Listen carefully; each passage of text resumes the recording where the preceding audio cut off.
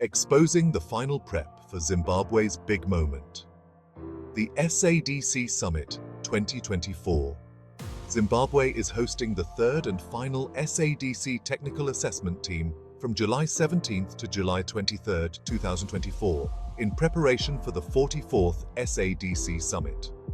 This team will evaluate the progress made and ensure all systems are go for the summit, which kicks off on August 8th.